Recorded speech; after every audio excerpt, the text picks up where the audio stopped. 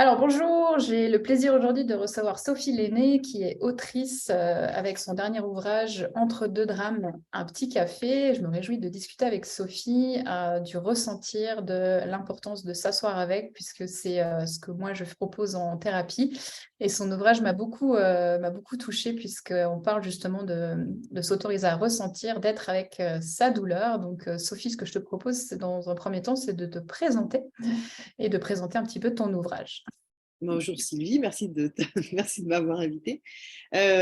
Donc en fait, oui, donc ce livre qui est un recueil de poèmes en fin de compte, avec un avant-propos et des textes courts, c'est vraiment ça, oui, c'est quoi faire de nos drames humains, personnels, dont on parle peu finalement, et comment s'asseoir dedans et pourquoi s'asseoir dedans en fait, c'est-à-dire quel est ce mouvement qui n'est pas du masochisme du tout, hein, ces personnes n'aiment la douleur, mais d'ailleurs je pense que spirituellement parlant c'est aussi important de savoir s'asseoir dans sa vérité quelle qu'elle soit, que ce soit des douleurs ou de la joie. L'idée c'est vraiment d'apprendre à accueillir le réel comme il est, comme la vie se présente, comme la vie, enfin ce que la vie nous sert, comment l'accueillir. C'est un peu le point commun entre la quête du poète et la quête de la thérapeute finalement, qui cherche, voilà, on est toutes les deux des chercheuses de vérité. C'est bien là-dessus qu'on se retrouve aussi. Donc ce livre, bah, je l'ai écrit voilà, par rapport à plusieurs textes qui étaient tous autour de ce thème et qui sont plutôt encourageants dans ce sens, de comment composer avec ce réel finalement. Et pourquoi, quel est l'intérêt d'accueillir tout ça. Mhm. Oui, effectivement, ce livre m'a beaucoup plu parce que ça vient toucher des choses que j'essaye d'apprendre moi-même, parce on n'est jamais au bout de notre chemin de cet apprentissage, et aussi de retransmettre aux personnes que j'accompagne, parce que pour moi, il y a vraiment effectivement une clé magnifique, et c'est pas forcément quelque chose qu'on sait faire. On a souvent plutôt tendance à vouloir s'en aller ailleurs, se distraire, que ce soit en regardant la télé, en allant se promener, en faisant du sport à outrance ou en lisant des livres. Et en fait, souvent, on essaie plutôt d'éviter nos émotions et notre mal-être. Et on nous apprend aussi que souvent les émotions ne peuvent pas cohabiter. Et moi, ce que j'ai appris au fil des ans, c'est qu'en fait, on peut se sentir heureux et malheureux en même temps, dans la confiance et dans la peur en même temps. Et ton livre, ouais, m'a vraiment touchée parce que voilà, tu as un talent particulier pour écrire, à utiliser des mots qui vont résonner, je pense, chez tout le monde, chez chaque être humain. Et c'est vrai que souvent, on ne s'autorise pas à parler de notre vulnérabilité, alors que en fait, c'est vraiment la clé de l'existence. Donc, je te remercie d'avoir écrit ce livre. Et je ne sais pas, est-ce que du coup, je partage un des textes qui m'a Bah touchée? oui, Ouais, ok. allez, On part sur ça. on part Donc, sur un texte et puis on fera d'autres vidéos pour ça d'autres textes si jamais. Donc, le premier que j'ai sélectionné, je vais le lire. Donc, c'est tant que je ne consens pas à leur présence, tant que je refuse d'être régulièrement traversée par ces immondices et que je reste bien incapable de leur offrir ne serait-ce qu'une chaise pour qu'enfin ils s'assoient à l'intérieur et me parlent franchement, mes tracas continueront de rugir intérieurement comme des lions en cage, affolés et orphelins de cette reconnaissance salutaire dont ils ont si faim. Et ce texte, il me fout des frissons, en fait, même en le relisant. Alors, j'ai dû le relire déjà 10 fois. Parce que voilà, il y a vraiment quelque chose de tellement, tellement réel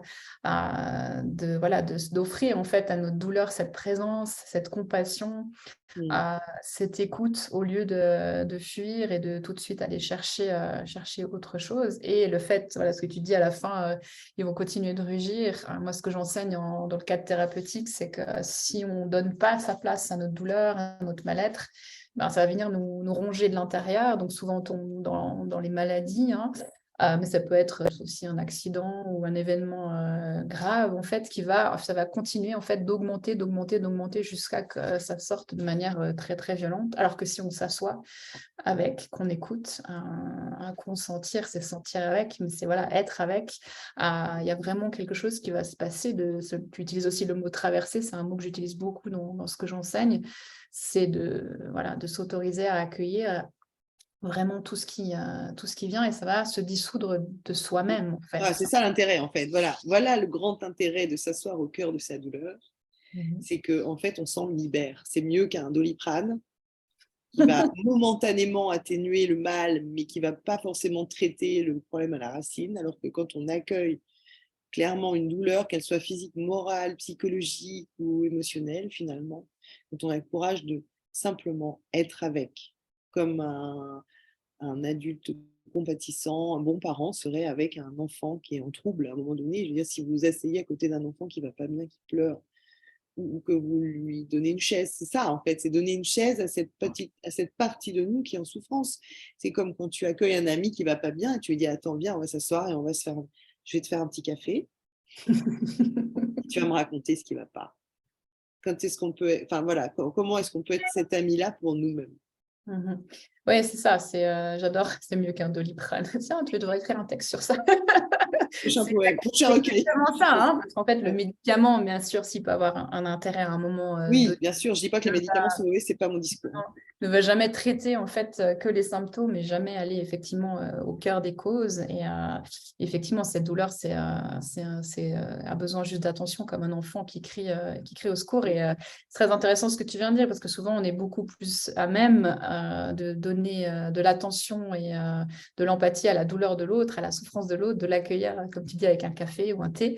Et c'est beaucoup plus difficile de le faire pour soi-même, alors qu'en fait, voilà, tout l'intérêt du chemin de vie, du chemin spirituel, c'est justement d'être capable de s'accueillir soi-même, en fait, hein, de ne pas chercher un sauveur extérieur et de vraiment, quand on fait ça, il y a vraiment quelque chose d'incroyable qui se pose. Donc, c'est clair que ce livre et accueillir sa douleur, c'est mieux qu'un Doliprane. J'adore, ça va être le slogan de la vidéo.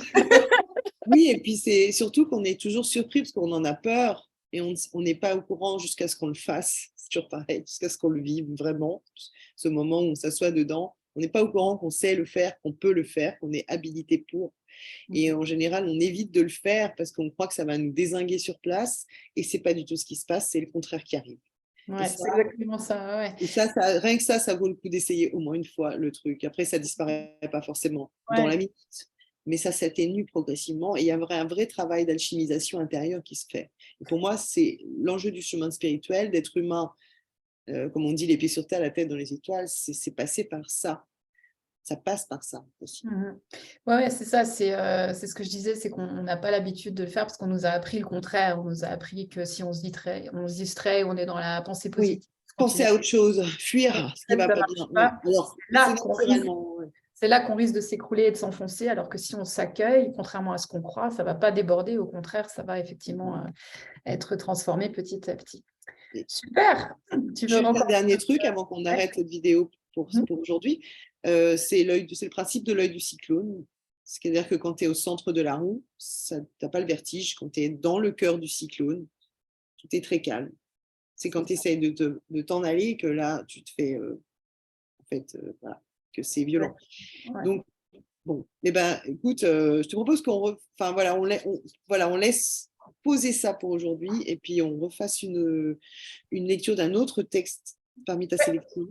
Avec plaisir. Et dans tous les cas, je vais mettre dans le lien de la vidéo le lien pour acheter ce livre. Donc, ce qui ressort peut-être pas du texte que j'ai lu, c'est que Sophie a énormément d'humour et qu'elle s'est touchée donc des choses profondes avec un petit peu de piquant. Donc, c'est aussi très drôle à lire, même si ça touche des choses profondes. Donc, je vous le recommande vivement et on se retrouve avec plaisir pour une autre lecture. Merci, Sophie. À très bientôt. Merci, Sylvie.